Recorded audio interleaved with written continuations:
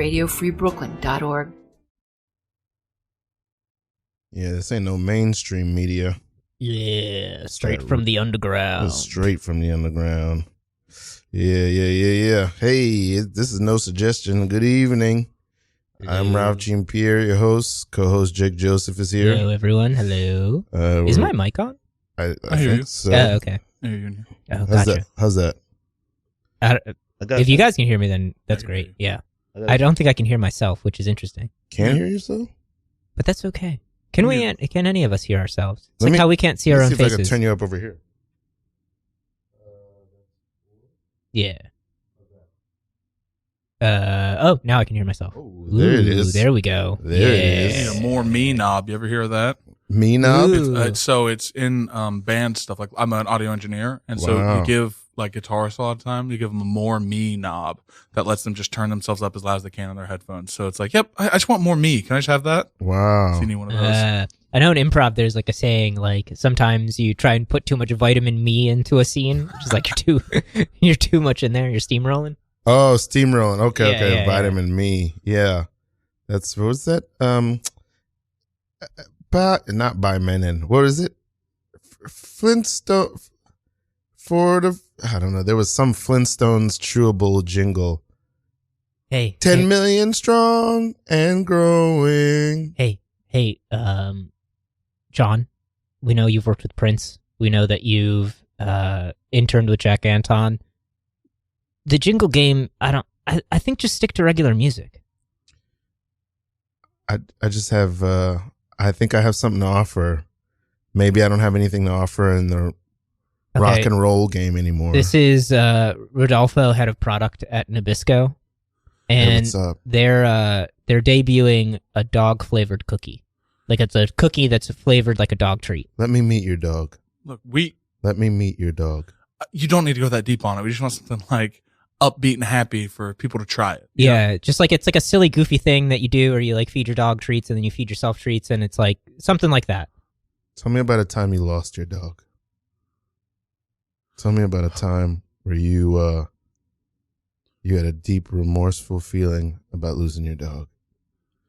I'm going to slip on these satin gloves. Okay, so when I first moved... Yeah, that's right. Loosen your tie. You don't have to, sir, you don't have to do this. We can... No, I get it. This is part of the artistic process. Okay, Oh, God. Oh, what is happening? Look, I made this treat because I lost my dog, Alfie. Mm-hmm. Alfie. Yeah, and he was a mutt. He was a pug, I think. I don't know, but he was so cute. And you didn't know where he came from, and now you don't know where he's gone.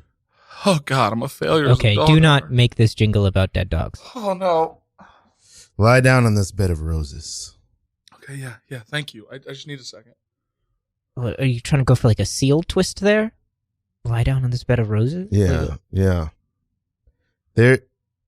Dogs and dog owners respond to one thing that I know of, and that is rapture. How did you know that Alfie was Orthodox? You know, as a dog owner myself, you're right. Let me taste the dog food. Let me taste the treat. Here. Oh, wow. Yeah. That's the name of the jingle. Taste the treat. I love it. Actually, that's pretty good. Yeah, I thought you were going to say something about like eating glass or crying over the dead corpse of your dog or something like that. This is fantastic, actually. I'm happy with that. I'm not an idiot. I know my audience. You know, I see this man. Yeah, like you said, I'm head of product. I'm worth a lot of money. Do you want a patron? You've touched my soul already. I haven't even heard the music. I just want you to give me a cassette of the song after it's done. I want it on cassette. Yeah, absolutely. I don't even make those anymore, but we'll make it happen. Yeah, no, we can make that happen. Okay. All right. You don't have to. I'm playing the Super Bowl next week. Oh, scene. I think that's the fastest we jumped into a scene in this show. Right away. Yeah. Yes, and we've gone now almost 6 minutes that I introduced you, I guess, and that's okay. All right. I think we shouldn't introduce him at all. We've just met, and we're all very harried. So, would you go ahead and tell me who you are? Great. Yeah. It's a mystery guest today. I'm Max Carney. Max Carney. Yes, sir. I'm a stand-up actor, writer, improviser in New York. Whoa. Oh yeah, I can't focus on one thing, you know. So Yeah. spread the attention. But yeah, do comedy. Jake and I had a show together for a few months. It might come back at some point. Yeah, we'll figure it out. Yeah. We essentially created like an improv game show where you use improv to help figure out if someone's telling the truth or not. Whoa. It was fun. Yeah, I think we just didn't ask to do it again. We like got our run and we sold tickets and it went well. And then we're like, are we doing this again, guys? And kind of nobody said yes, nobody said no. So I think we've just been doing other stuff. I think we missed the deadline for the next season, so we would have to. I'm not sure how far out they're planning. So that's the real thing. Yeah. Was it like a two truths and a lie thing where you told people to come on with a lie and not tell you, or with the kinda not tell you if they were telling the truth or not? Yeah, so we had so Max was one of the team captains, and we have another team captain, Ben Sizemore, which hopefully we'll get on the show at some time. That sounds familiar. Yeah. Funny improviser. Yeah, he's also a really funny actor, improviser. And it's kind of based off of the British TV show Would I Lie to You? But they're bringing in like pre-scripted stories that have been selected and stuff like that. For us, we'll get a suggestion from the audience, and then we asked each one of the players to give us like a little blurb, like a thesis statement about whatever their truth or lie is. And then, so from the get-go, you know, whatever the audience suggests, you could, whatever that inspires you to say, you then make a truth or a lie about it. Right. Yeah. And then the other team's kind of grilling all three of you and doing some improv to go like, is this what the scene looked like? And, you know, you're figuring out the truth, but also trying to have the funny scene. And then I play like a corrupt judge that, who will go like if you're being a little too close to, he'd be like, all right, you know what I want? I want that dog to go fight the whale we saw earlier, or whatever it is. Okay. Yeah. So, but it's very fun. It's also fun to hear someone tell a story and be acting it out and be like, this is insane. Is that really what you did? Like turn over to look at the other person and be like, is that how it happened? You know? Oh, that's interesting. Or it's like, okay, so you said that you were in a 6 foot by 4 foot room and that there was 3 beds in there. Like, how could that even fit in 6 feet by? Like, you can. Right. The improv does actually help with some of these things. Yeah. Right. A lot of the time, it's just me pointing out something silly that was said and just making fun of whoever brought that up. So, yeah, it's a fun show. Beautiful. And okay, there's so many things I feel like I want to know about you right off the bat. Okay, where are you from? So I feel like a racist, a sort of xenophobe already. Hey, it's where nice. Are you really it's from? Nice when 3 guys with our skin color and I'm not the one who sounds like that. Mm-hmm. So yeah, that's true. That's good. Mm-hmm. Yeah. I'm from the border of like Ohio and West Virginia. Wow. So I grew up outside of a town called Athens. Ohio would be the nearest thing to me, but it's called Stewart where I grew up. It like was not a village. It wasn't a city. It wasn't like, it was literally called a census designated area. That's how small it was. Damn. Okay, so I'm not as good at picking, because to me your accent, it also feels racist to call it an accent, but the way you're talking sounds Southern. But are Ohio or West Virginia considered Southern? I'm Appalachian, so I'm in the foothills, the Appalachian Mountains, which goes to South Carolina. But my extended family is from Kentucky. Okay. So I also think I have more of an accent than a lot of people in my family for some reason. I think I'm just susceptible to the people I hung out with, you know? Right. But every time I go to Kentucky in the summer, I'm like, it's way worse for 3 weeks. My old boss was from Kentucky, and he had one of the thickest Southern accents I've ever heard. Yeah. I feel like maybe, I don't know if I've ever met somebody from Kentucky. Really? I feel like I don't meet people and I meet people from all kinds of Southern states. I went to school in the South. But I don't think I've ever met somebody from Kentucky. No, Kentucky doesn't exist, John. John, you keep drawing all these maps of the states with Kentucky and... Listen, there's 50 states. I know this. There's a state called Kentucky. If that's not the case, then what is Kentucky Fried Chicken about? You talk to him. John. You look so concerned. I really am, okay? The lights, the phosphorescent lights in this room are flickering in a weird way. I've seen it on a map. I know that there's a state called Kentucky. Hey, honey, we've been married for 15 years. That's the only reason they let me in here. I mean, you're my wife. Yeah. I forgot that I was married. And you remember this place called Kentucky. Your priorities are wrong, John. What is this fried chicken that you... What? You guys, there's a meal. There's a meal that you can have where they batter chicken and then they fry it in grease, and that makes the chicken tender and more. Okay, I know it's hard to believe, but it's more tender and also more crispy.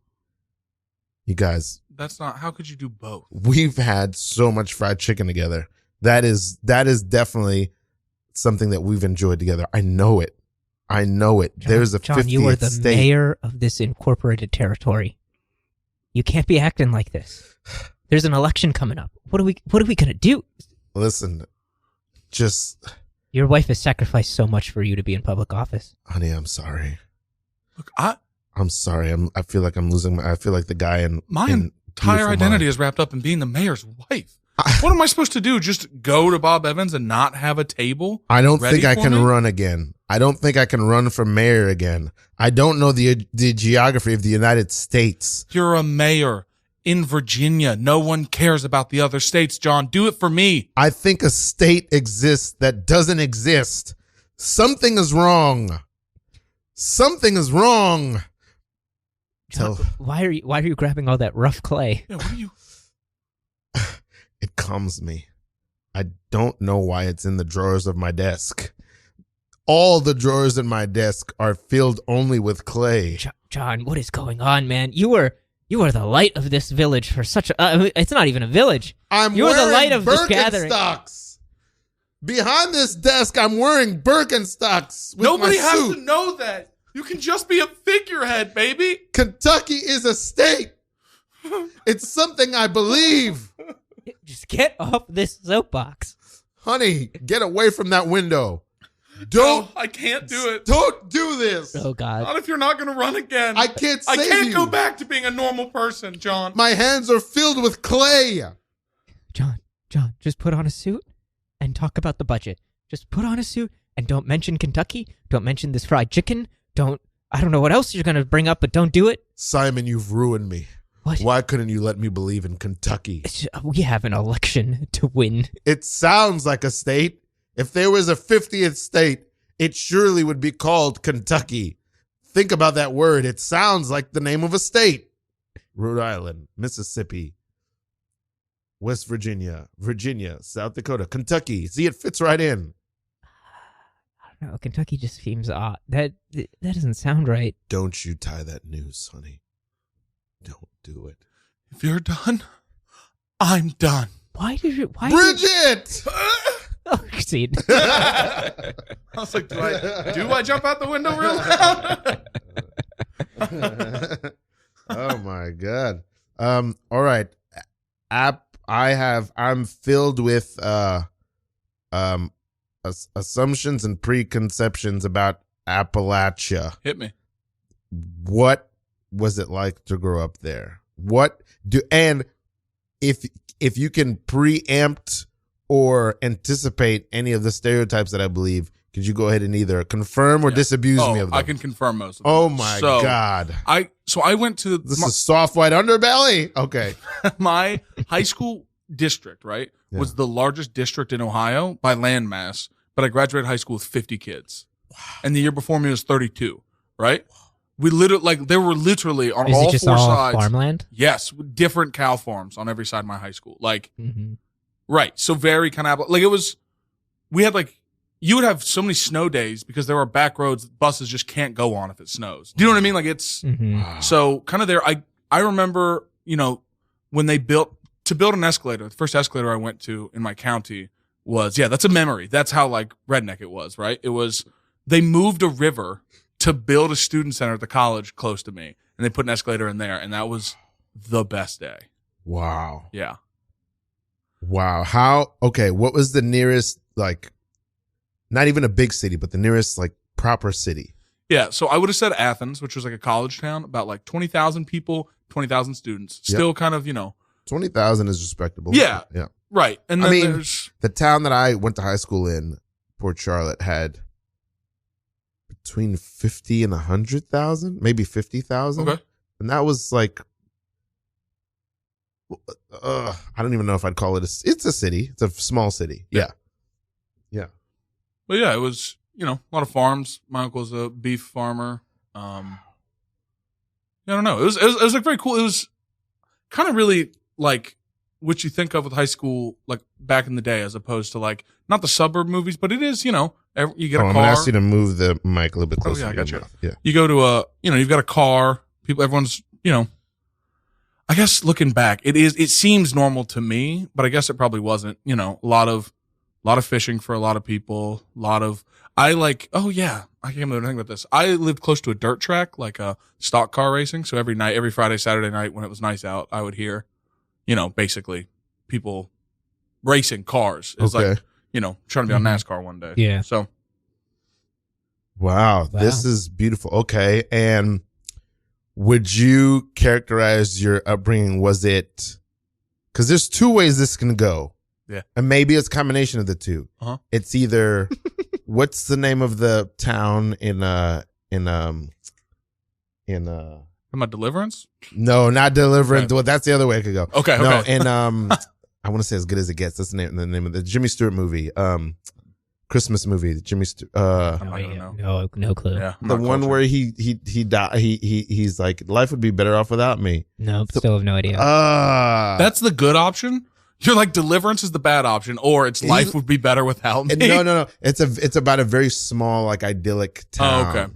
Oh, okay. So my question is, if you had to put your upbringing on a scale from like Mr. Rogers Right. wholesome to just pure meth, where would it fall? I'd put where I grew up, closer to the meth, if that makes sense. Wow. But not my upbringing. I have a pretty strong family, like pretty tight. I grew up walking distance from my my aunt and uncle, both of them, and like my cousins. And then we also, I don't know, because we're a college town, right? Because of that, there is kind of that angle. Like, so my granddaddy was a chair of the English department back in the day. Okay. So my family is big on education. So we weren't in that, if that makes as much sense. But tons of like meth has destroyed the area. Tons of like jobs. I had friends in high school that like quit playing football because they had to go work on their family farm. Like the family needed them to. I knew people, had friends that like their family ate literally through the winter, like what they killed during deer season. Like that affected how well they ate. So I wasn't in that, but it was there. And I had friends like that, Wow. That's, and in your, I'm so fascinated by this. Please. Deer season. Tell me the everything. first day of deer season is a holiday at my school because like no one's going to show up. So they're like, great. That one is no longer a day we have to miss. Like, Dang. Wow. yeah. Is it just like sounds of gunfire throughout the woods? I don't know. No, 'cause if you're hunting and Yeah. you shoot more than like 5 times in a day, like you didn't do a very good job. That makes sense. Yeah, that and you're going to makes- scare them, Yeah, so like, yeah. no, it's not all the time, but like, yeah. Yeah, I it's- got to work on your aim at that point. Yeah, I was a terrible hunter. I did not have the patience. I feel like, because I want to not go into a shallow way. I'm from New York. Okay. I'm born and raised here. So I remember one time, I've seen a lot of the country. I've been to West Virginia. I actually rode there on my bicycle. That's sweet. Yeah. You'd And be great in the zombie apocalypse. maybe. I'm not that handy. This was No, but those are the best way to get around. You don't Oh, need the gas, bicycle? and you Yeah. can repair them easy. And you've already gone to West Virginia. You'll be I fine. gotta ride my bicycle more. But so the but what was it? You It wanted was to just not- that. Oh, I was gonna say that the first time I was ever really in the woods by myself, it was the quiet it was ghastly because I've never been to real quiet before, So but for you, when you think about growing up, was it like you always felt safe and that's home for you, or could it be eerie and spooky at times? Well, I grew up in a haunted house, so yeah, for sure had Okay. ghosts at my Oh, house. jeez. Okay, we got to talk about this. Yeah. Yeah. So I'll show you a picture, but it's like an old house, Yeah. and there's a portrait of a little girl above the fireplace in my dining room that for some reason my mom still has, and her name's Gracie. I can't remember, but it's like some rich white girl's parents built this house for her. There's another house in my little town that was theirs, and they built this house. And for some reason, when my aunt was in the house first, and then we moved in, right? But my aunt found it up in the attic and then framed it and hung it like that was just going to be cool to have this little Victorian girl. Travis, who is this woman? Who is this woman, Travis? Hey. I don't understand. Just tell me a good story about who this woman is, okay? Kyla? Maybe I don't have reason to be upset. I'm sorry that I'm getting upset already. Just Should I leave? No. Is this? We don't know yet. We're Kyla, gonna find out if you should leave. This is the ghost of the house. This is our brand new house's corporeal form. Travis, don't do this to me. This is clearly a woman standing in our parlor. Okay, I just walked in from work, and you're telling me now this is a ghost. Her coat is off, her bag is down, and her shoes are off. Kyla, what do you think is going to be better for our life moving together as a couple? If you believe that this is some woman I'm cheating on you with, or if you believe that this is our house's corporeal form, which is better for us moving forward? I'm not a heathen. I'm gonna take my jacket and shoes off if I'm in the house in my spirit form. Now I'm very confused because I'm not sure what you're trying. Can I offer you some lemonade or some iced tea or This a is julep? Baby, she's hosting us. It's a great. We got a great deal on the house. I'm very confused. I don't know if I've been rude to a specter or if you're some sort of home wrecker. I can't fathom what incentive you would have to lie to me. Travis, I love you. And please, I need to know that you are going to tell me the truth and not try to spin me around and sew a tapestry of reality around me like some sort of Thanos figure. Baby, come here. Hey. You're so strong. I know. And you know I got you, okay? Look, I feel like you're winking above me. No, I'm shorter than you. I feel like you're winking. Of course not. Hey, you know how at night sometimes you might hear something that you like, hey, is your phone buzzing? I'm like, no, it's the sound of the house, the floorboards creaking, and yeah, right? I haunt places by making the noise of a window opening and a woman falling out of it as she tries to scramble away. Look, she was testing us, okay? The house is on our side, baby. I just feel like every time I turn away, you start to do a very exaggerated tiptoeing motion. But she's playful, okay? Yeah, we're going to have kids in this house one day. Don't you want the house to be playful? Think about hide and go seek with me in the house. I don't. That would be great. I will exercise you. I have to tell you, and I'm sorry to say it this way, but if you are truly some sort of poltergeist, I will have you exorcised from the house. People have tried. People have tried. I believe you, Travis. I believe you. And I would like some lemonade, and maybe we can just have, we can hang out a little bit and get to know each other. Maybe then you could excuse Travis and I. Well, tonight is our Netflix night. Okay. Netflix and chill. Sure. Yeah. I'm just gonna leave through the front door like a ghost would normally do. Yeah. You know what? I'll walk her out and I'll come back with lemonade. Okay. And I'm gonna get in my ghost car. Yeah, I just saw you drive away in my Volvo. You just pressed the button to unlock your. Ghosts have cars too. People die in car accidents all the time. It's actually really insensitive to bring it up, Kyla. I'm sorry. This is Hey, can I follow you on Instagram? Scene. Oh no! Wow, that really made me sad. Actually, every scene we've done has been about someone being gaslit about the nature of reality. Fantastic. Okay, let's jump. Let's do it to some other place. Tell me about I Am Fat. Like, this is an improv podcast. Yeah, this podcast is about. At this point, this podcast is about, for me, pinning some sort of large portrait or mosaic of the New York improv scene. Love that, and the people who are part of it. I am fascinated whenever I have a stand up on, because I know that there is a war, a secret war. Or maybe it's not so secret between which is crazy. Improvisers and stand-ups. And so the people who transgress, you're a daywalker. I actually am. I'm a redhead with no freckles. I am a daywalker. My God. Nice. Yeah. Speaking of people with no souls. Yeah. I got half of one. Talk to me about which happened for you first, stand-up or improv? Oh, stand-up for sure. Back in Ohio. In college. A little bit. Yeah, sorry. Yeah. It's in college. You to you also if you want. Man, don't tell me how to live my life. I'll move it around. Oh, shit. Yeah, in college. That's the Appalachia coming out. Yeah. Actually, one of my roommates now is someone I met in college who did stand up. He's the first person I ever met that had anything to do with comedy. And I was like, oh, like, you're just a guy. You know what I mean? Like, we're just friends and you're doing this thing. Sure, I'll come and do like an open mic. And so I did stand up back in Ohio. My last year of college, I booked a UCB 101 intensive during winter break. So I brought like 5 of my friends up. We all drove in a car. We stayed across from Yankee Stadium in an Airbnb. And I'm, every day from 9 to 6 doing improv at UCB. And my friends are texting me like, oh, we're drunk in Times Square, or like what they're doing around the city. And, went home, graduated, came back, was doing mics, took a bunch of classes at UCB. I was kind of a, UCB, like it was it for me in the beginning, like before the pandemic. I would do jams at other places, but I took my classes there.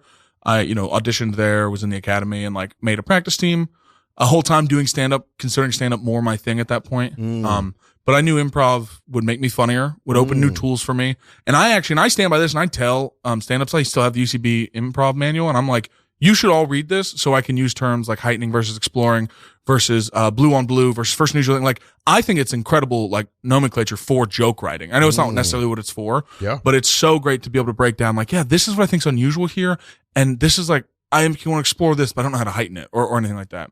So that was one of the things that I think, coming from learning UCB from people outside of New York, well, I also took classes here, but was like because everything was so well defined and they had a jargon and nomenclature for, like, it just made talking about comedy so much easier. Yeah, yes. I totally agree with you. Yeah. Just to be like, oh, that's a premise, there's the frame, like all these different, like having the vocabulary for that just made everything so much easier. Yeah. But I do understand why when people get into UCB, it kind of breaks people's brain. I get that because it feels very like mathy and very, I love it. The pattern, 100%, same way. Yeah. I heard someone describe it once as they're going to teach you how to be in a writer's room. Because that's what you do in the pattern game. You're all pitching out premises and they go, oh, what about this one? Is this funny or not? And then let's see those sketches real quick. So, but anyway, to answer your question, yeah, it was stand up first and then improv. I have so many thoughts about that. The lead front one is, as much as I love comedy. I'm not a stand up, but I feel like I know a lot about stand up. I know a lot of stand ups and I love them. I did stand up for like a year and a half in a past life, but I don't think I'm built to be a stand up. I got it. I think they're a very particular animal. I think you either, whether you're a comedian or not is one thing, but whether or not you're a stand up, that's another thing. Yeah. Yes. People, you are a comic or you're not a comic. That is, I think that's a big part of that whole stand-ups hating on improvisers. Cause it's not a two-sided war. What is improvisers are always like, what does this mean? Like, what defines being a comic versus not a comic? A comic, someone who does stand-up, who goes onto a stage and talks into a mic for laughs. And like, that's why, like, everyone loves Bo Burnham. Like, stand-ups love Bo Burnham. But like, he's not a stand-up, even though he's a comedian and it's funny in that. But he's not a joke writer. Like, right. Yeah. Well, there are a lot of stand-ups that, like, if you play a guitar on stage, like, you're cheating. Right. You know what I mean? And that whole thing, because by that definition, Richard Pryor is a cheater. Because he like, the specials that we saw, a lot of them were like, him doing like kind of straightforward stand up. But if you listen to his albums and a lot, like even his specials, he's like playing characters almost the whole time. You know what I mean? And he's what he's doing is it's very far from like Seinfeld. It's very far from sure. But he still is just a guy with a mic. There's no one on stage with him. There's no musical instrument. There's no lighting cues. That's right. You know, people there's no puppet. There's no props. Yeah. People take major pride in like doing open mics in bars where no one listens to you, or in a laundromat for 3 weeks because that's what you could get. Like, there is this streak of like that self-flagellation is something people in stand-up are like proud of, and it's like it's the difference between being like a track runner and being a basketball player. You're both athletes, right? You're both comedians, but like the improv, you've got teammates. You're all playing together, and a big difference is the audience. At most improv, the audience is like excited and here for it, and there's like a combativeness with the audience of stand-up, you know? Yeah. I think sometimes in improv, the audience is not on your side either. But yeah. But I do get what you're saying. There is like an adversarial nature to like a stand-up audience relationship. It's a gladiator sport, I've always felt. Like there is that attitude, and there is that. I mean, I do think that is, one, a New York thing, and two, that's a decided upon, you know what I mean? Because like, it's like, I don't think how am I looking at it? I've been making this joke. It's not the same topic, but these two people are relevant in this. I always say, in my life, there's room for Joe Firestein and Joe Rogan. Yeah. You know what I mean? Yes. And And so like, but there's people who would consider, maybe not as many, but there's people who would consider like somebody like Joe Firestone or Joe Pera not real, because, you know, Joe Pera will do things where you have a sound guy come in and do sound with him, or he'll read from a book or something. And like, yeah, I don't, that like, there's something about me that respects that harsh ethic. But then I also feel like that kind of bothers me about stand up, because it then limits what a lot of the people can do. I also am someone, I'm not a huge Carrot Top fan, so I also get. Well, I'll tell you the way I think on it is, like, art is defined by its limitations. So if you can acknowledge a difference without a judgment on that. So like this goes back, and this might be kind of weird and outdated at this point. That's a profound statement. But if you can acknowledge a difference without a judgment. Yeah. If you think about Lil Nas X with Old Town Road, this whole debate, is this country? To me, no. You couldn't play drums at the Grand Ole Opry until like the 70s. Like old Johnny Cash records, he had a dollar bill or a piece of paper in the guitar to sound like it was a drum. Like he wouldn't play chords, right? Oh, interesting. So it is not rhythm and bass driven. Because they were very much like, this is not rhythm and blues, this is not rock and roll. Yes. And so it is defined by that limitation to make it country. Now, I have listened to Old Town Road 1,000 times. Me saying it's not country is not disliking that song. Yeah. But it's, you know, is a painting a sculpture? Like, no, it's just not. And they're just different. One's not better than the other. They're just, and I think that improvisers do a really good job of seeing that. Improvisers are like, yeah, it's not more for me. It's, you know, it's a beast or whatever. And stand-up sometimes will get like, well, I'm a sculptor. Anyone who's a painter or a drawer is an idiot. Like, you should do this. And like, why? Because you like hitting marble. Someone else doesn't like hitting marble, you know? That's so fascinating. There is, I mean, I love the whole thing. I think the art form of stand-up, it fascinates me so much. Probably also because it deals so purely with joke writing and comedy math. There's other things that deal with it in different ways. I'm also a clown. That's awesome. We should talk about that, because I want to take some clown stuff. Let's talk about it. No, wait, finish your thought though. Yeah, please. I think I love stand-up because of how pure it is, I mean, it's similar to clown in many ways. Yeah. I love stand-up because of the pure, like, engagement with the audience. I love it because it forces you to really, one thing that most stand-ups really have to work on to get great is like just the structure of jokes. And then different styles, you know, like I didn't get to watch closely, but I got to watch over a period of time, you know, Chris Gethard, who was at one point one of the strongest improvisers in the city, you know, probably top 10. Yeah. And then built himself into one of the strongest stand-ups in the city. You know what I mean? At least somebody who's worthy of being at the Comedy Cellar. Yeah. And through a very strange, you know, he has a very decidedly storytelling style, which I think is difficult to be that funny when you're, you know, might be following Dave Attell. Yeah. Just set up jokes. Yeah.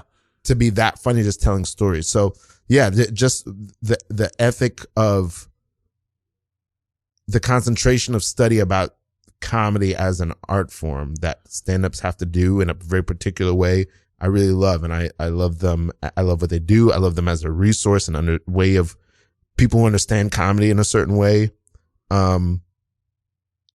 Yeah. You make me think of this. When I was still in school back in Ohio, every like dad's weekend I'd have Daily Show correspondents come and do a show. And I was like, I worked at the theater. When you were where? In college back in Ohio. Okay. And Jordan Klepper came and I was stage managing a show. You know, I was just the guy who locked up when they were done basically. And I talked to him, told him I've been doing stand for a couple of years and I was going to do improv soon and this and that. And he said something that stuck with me, which is improv is writing and stand up is editing.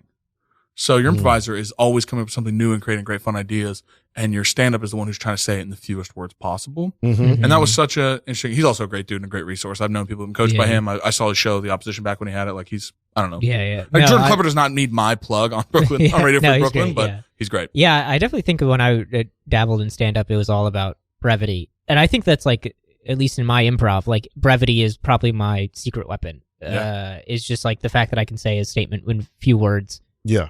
To just make a quick retort is like, so I do believe that there's just like, that's like some universal concept of comedy. Like, I don't know, like line and shape in painting, you know? Art. Yeah. That's very beautiful. It's fun. And it's funny too that I'm trying to think about Wow. And if I really think about it, my two favorite stand-ups are they're writers. I think both of them have written a book. Makes sense. Who are they? My favorite stand-up of all time is Norm Macdonald. Yeah, have to be. I don't think that's a novel answer. And then my second favorite, I guess my favorite living stand-up is Colin Quinn. Oh, nice. I love Colin. Yeah. And I think and he's got that storyteller style too. A lot of his specials like border on one-man show stuff, kind of like. Yeah, but that's the thing, right? Yeah. Like he's I think as pure a stand-up as you can get.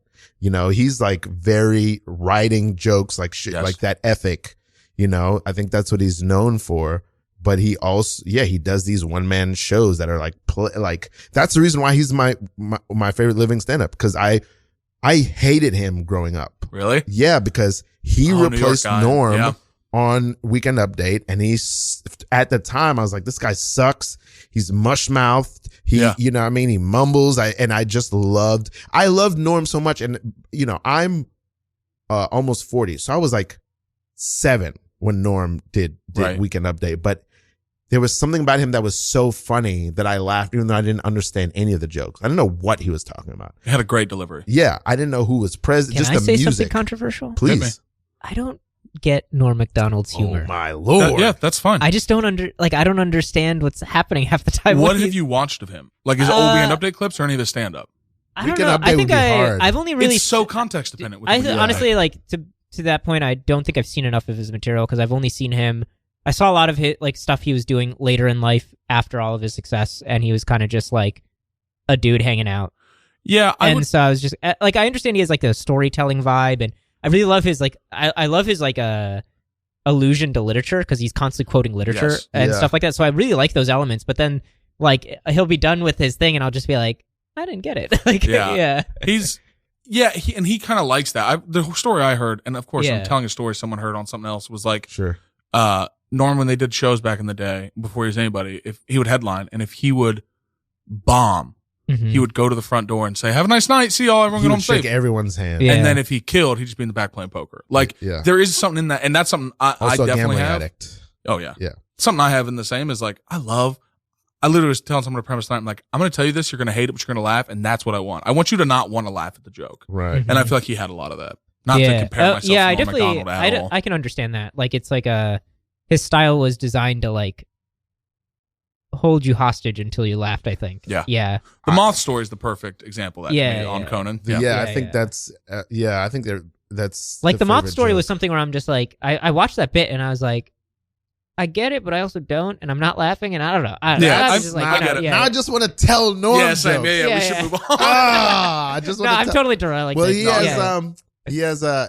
also, I think there's the writerliness of him. He was well read. I appreciated that. He was, but I think there was like a playfulness and absurdity, because he also came up with like, Sandler and Schneider. So he totally fit in that world. And then he loved old jokes, and he had a way of like really appreciating the simplicity of comedy, where I think toward the end of his life, he like revealed old jokes to me in a way where I could see the beauty of them anew. He had this joke that he did on Conan. I don't even think it's his joke, but he said, you know, I got a wife, you know, an old ball and chain at home. And I was looking in the mirror one day, and I didn't like what I saw, and I turned to my wife and said, "Honey, I'm in pain, you know. I'm an old, grizzled, weather-beaten, graying old man, and gosh darn it, I just need you to say a kind word to your husband. Say a kind word to your old man tonight, please." And my wife turns to me and she goes, "Well, your eyesight's damn near perfect." I said, "You dirty dog." You know? And it's just like the jumps in rhythm, this old, you know, stupid joke, you know, and just the fact that he chose that. And Jake's over here like, okay. I get it, but I'm also just like, I don't know. It, like, my favorite stand-up is James Acaster, and he has a style that I would assume a lot of people are like, I don't understand what he's doing. Yeah. I was going to say something. Yeah, James I hear him referenced a lot on a podcast that I listen to. No, it's not. He doesn't have a podcast, but I think the podcaster talks about him a lot. I think he's like who I want to be when I grow up. Yeah, he's funny and weird, and he's good. Yeah, I don't know anything about him. You guys know one of his it's jokes? like what you said about Norm, where he has this just like energy that you find like a moth to a flame type of thing. Yeah. For him, it's the same thing. Like his energy, I'm just like, I am here for it. Like I like want to learn how to like bottle that and do it myself. Like, yeah. Wow. Unreal. Yeah. Yeah. Yeah. I totally love it. The comedy. I mean, comedy is just so fun, and it's the best. It's so. I don't know why anybody. I have friends that I'm like, I've been telling you since I started. Come do this with me. Like, this is so much better. And like, that's interesting. It's also like, I was talking to a cousin about this today. It is the best, but there's also like this weird practice to it. Like, and this, you were saying something, I'm thinking of this earlier. So like, I just started headlining at some breweries, like first time doing hours, right? And I'm going out at the end of March. I'm going to do a Saturday, Sunday, and then the next week, a Wednesday through Saturday. So it's going to be great. It's going to be the most time I've ever done in a week. Do you know what I mean? It's going to be amazing. But congrats, man. Thank you. I'm excited. Yeah, but that's awesome. I'm taking my opener with me. I'm driving 81 hours in the course of that week. 81 hours, going to get paid. I don't know if this is gauche. I don't think it is, but they're going to pay me like, I probably shouldn't say, he might get mad actually. Never mind. But I'm not getting paid that much money to do it. Yeah, it'll probably barely cover your gas and basically, right? He'll pay my gas on the way out. Okay. He'll pay for hotels, and then I'll have to pay the gas on the way back. And like, I will come back with some money, but less than I would have made with a week of work. Yep. And I'm also driving 81 goddamn hours. Yeah. That's so much. Yeah. And so I'm telling an improviser friend of me this, and she's like, you need to send that to the guy and renegotiate to make more money. And I was like, everyone I've talked to says if I even mention pay, this guy will never ever message me again. Also, improvisers make no money. Why? Yeah. I don't even. I think even that culture that. I think is changing. I think improvisers are trying to learn that game from stand-ups, because I think stand-ups are more trying to like, tour and I think stand-ups are much more entrepreneurial and than improvisers way have been. more. Yeah, and I think improvisers are now learning that they need to. It's crazy to me how much smaller improv is than stand-up. I get it. Because like, that's the one thing though, stand-up is the most vulgar art form in the sense of for the people, not swearing, but like vulgar in that term. Yeah, because yeah. it's, hey buddy, you're real tiny. All right, you don't have a chance against me. Please, mister. You better start begging. You got no chance in this schoolyard. I'll beg. I've been to 6 schools in the past 4 years. If you want me back, I'll be your little pig. Let me please. bow out my frame. Plop. Let me. Oh, Did you just shit on the playground? Plop. How are you the bully? Shut up, kid. I'm shitting because I ate a moose. You ate a moose? I ate one. God. Dude, I'm down on my knees. Can you not do that in my face, please? Get out of here, kid. You're tiny. You don't understand anything about life and what's going on. Okay? I shouldn't have bowed out. Shouldn't have bowed out my frame. I'll say it was really intimidating for a while, but now I just like, it's funny. Don't you laugh. Don't you laugh. My name is Spencer, and I'm here to, don't make me drill your ass with pain and punishment. Plop. Oh, man. I should leave, but will it be my ego is. If I shit, will you leave? You're gonna shit. You're gonna shit just like I am.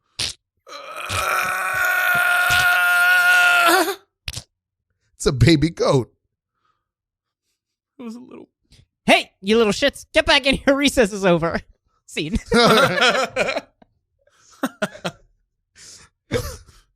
My God. That plop really threw you. Yeah. I loved it. And in my mind, I thought it was an adult. I guess I said I was on a playground. Yeah. Oh, that's funny. Well, okay. I don't know if I get the chance to do this. When you did that plop, I was like, oh, I didn't know how to say that I have a mini me inside me, a small like other human inside me who's powering You're the me. big Gundam. And I'm the big Gundam. Yeah. I didn't know how to say that. No, I got it. So then it just became shit. And I was like, oh, that works too. That's beautiful. That's funny. Oh man. Yeah. I love that. And then I also want to talk. So you're an engineer, a sound engineer. Yeah, so like my day job is I'm a stagehand, like in theater. So I do like audio engineering and electrician, which is the lighting stuff. Play theaters or theaters where they'll do all kinds of different. I've done it all. I do mostly event stuff now. Wow. But yeah, in school, that's what I did. Wow. Okay. So it's not just for like musicians and. No, honestly, you have to really want that. Like that is, the guys that want to do that are as like driven as the musicians on stage are, because you don't make very much money. It's pretty hard to get into. Wow. Yeah. Kind of like stand up, like being a real stand up. Yeah. Definitely. If you want to be mixing, if you want to be in a studio, you got to be like incredible. And I don't care. Like I like it. It's fun. I'd love to be better at it and all that stuff. But it's a nice day job. Yeah. It's nice. It pays okay. And wow. I used to be a recruiter. Like I used to have a corporate job for 5 years, and like I get paid way more. I'm on my feet. I talk to people like in person more. So like, yeah. I mean, it's like adjacent to what you want to do anyway, too, and like helps with any like production stuff that you need to do for yourself. Because you filmed a pilot recently, right? I did film a pilot. We should talk about that. Yeah, we should talk about that. Yeah. You saw the edit today? Yeah. Yes. I have my fourth cut so far. Picture lock will be in a week probably because it's close. So it's a pitch for a streaming service or? I hope so. Wow. So I've written a bunch of pilots, just like pre-pandemic, just trying to work that skill. Are you in it or did you write it? Or both. Okay. So I wrote it. Most of my improv is with a woman named Cassandra Cruz, Cassie Cruz. We have a 2-prov team. We have like a monthly show at QED. We've done a lot of stuff together. And amazing. I basically wrote this pilot. I just know everything I write. Like, oh, great. I know exactly what me and Cassie are dynamically in this. And I basically resource like filmmaking. I wrote something that's got 2 settings. And so it's me, Cassie, a friend from an acting class I was in, and then Xavier Padden. I can never say his last name. From the Magnet. He's an improviser on the Armando Diaz experience. He's on the UCB house team. That's not our the No Suggestion Xavier. No. He's a Hispanic man. Yes. Yeah, he's from Puerto Rico. Yeah, he's very tall, very. Yeah. Yeah. And then he'd be a good guest for the show. He would be great for the show. And then he'd be way better than me. He's funnier than I am. But you're doing perfect. You're doing I don't know. great. No, where did the comparison come from? Anyway, hey, if I'm comparing with me, there's judgment involved. But anyway, and then a couple, just a bunch of friends, and then Olivia Benedict directed it, and then Griff Orm is a cinematographer who wants to be a DP, so he DP'd for me. I called in some favors. Zach Watson, assistant director. Anyway, I feel like I have to say everyone's name, so I said a couple, but I don't. Anyway, I wrote this pilot. We shot it back in December. Been editing with G34 Studios. They're great. Alex over there. And yeah, I'm really happy with it. I've got this done. Like Can you give us a synopsis about what it's about? I would love to. It's very stupid in the best way. I think people think dumb and stupid is an insult. I'm like, thank you. If someone says that was a stupid joke, I love it. Not clowns. It's there's not an improv. Yeah, I feel like well, maybe some in improv, but clowns get it. Yeah. Well, the quick pitch is it's Always Sunny in Philadelphia meets New Girl, and it's 2 best friends from West Virginia who moved to the city and are subletting a single bedroom in a 2-bedroom from a woman who's lived in New York her whole life, right? And so that's kind of the conceit of it. And the pilot is twofold. One, I find out that my best friend, who I'm literally sharing a bed with, we moved here because he's like, wanted to be more accepted, experience his life. He's a pansexual guy. There wasn't really a life for that back there. So I find out he's never been attracted to me. So I spend the whole pilot being like, come on, dude, really?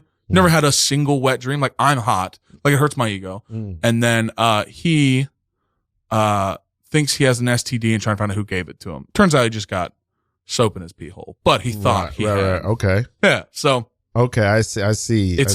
It's incredibly, like, nothing happens. You know what I mean? It's very dumb and fun.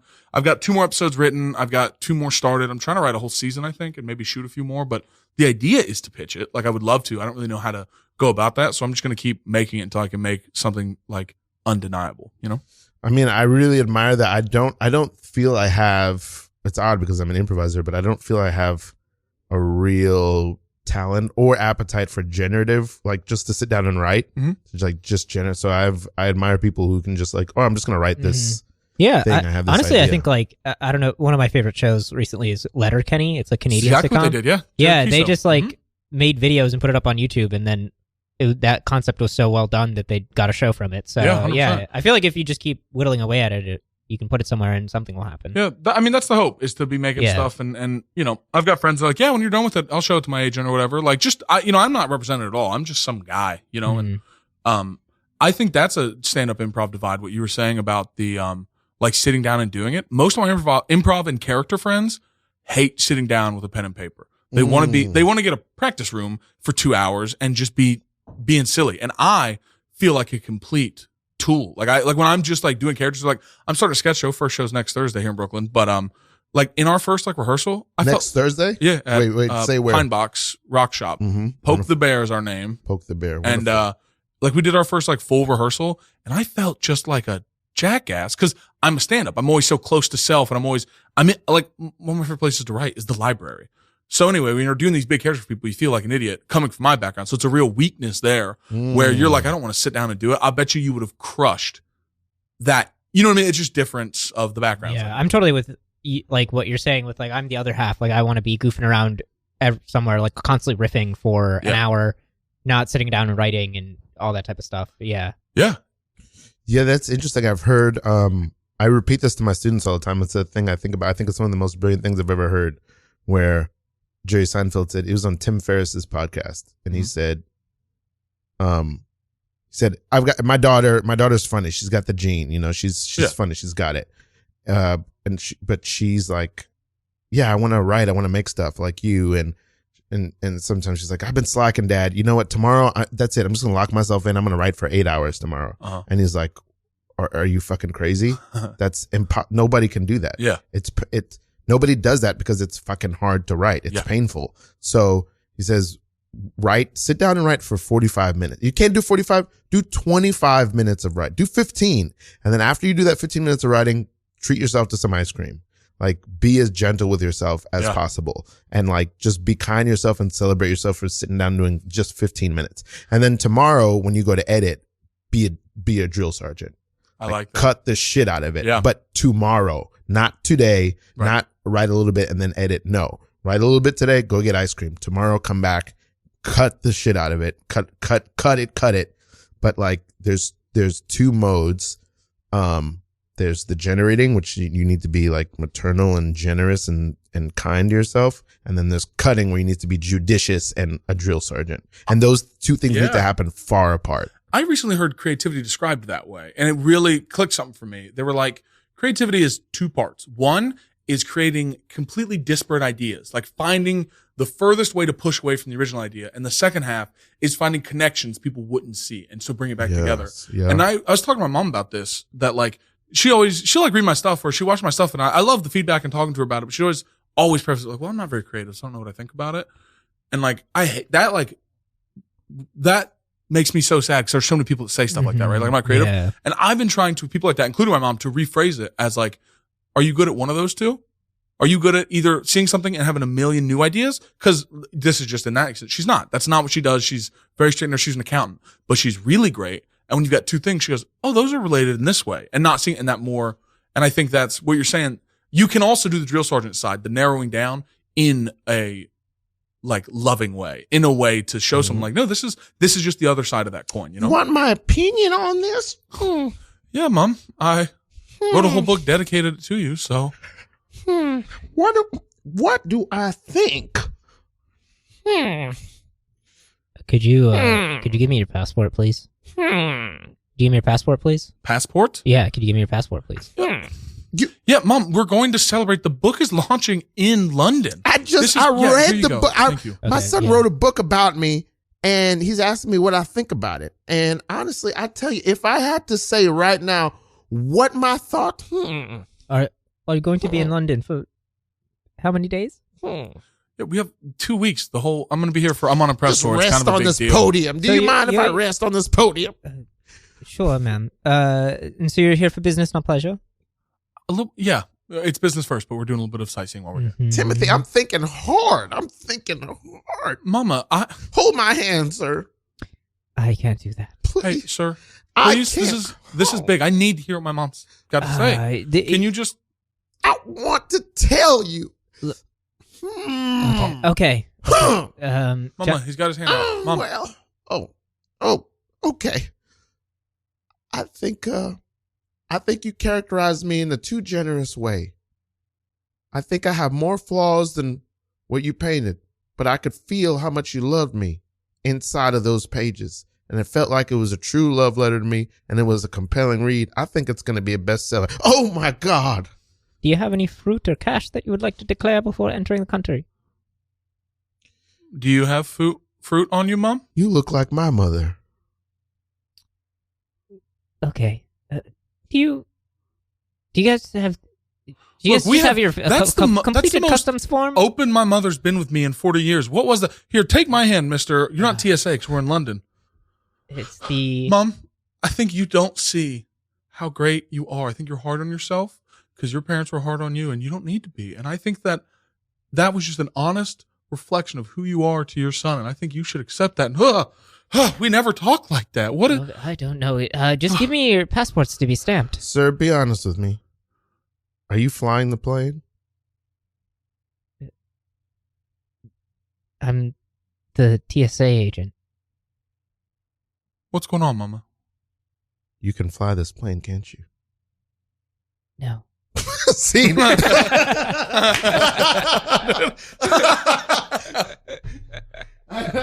that I had no idea how that was going to end. And that was the only way it could have ended. You said something. You got very sweet on me. I was like, oh, I don't want to make a joke about that. Like, I love my mom. That was great. Yeah. This is beautiful. I feel like it's not something I avoid, but I do try not to talk too much comedy on this podcast because there's so many podcasts where comedians go on and talk comedy, and I love those podcasts.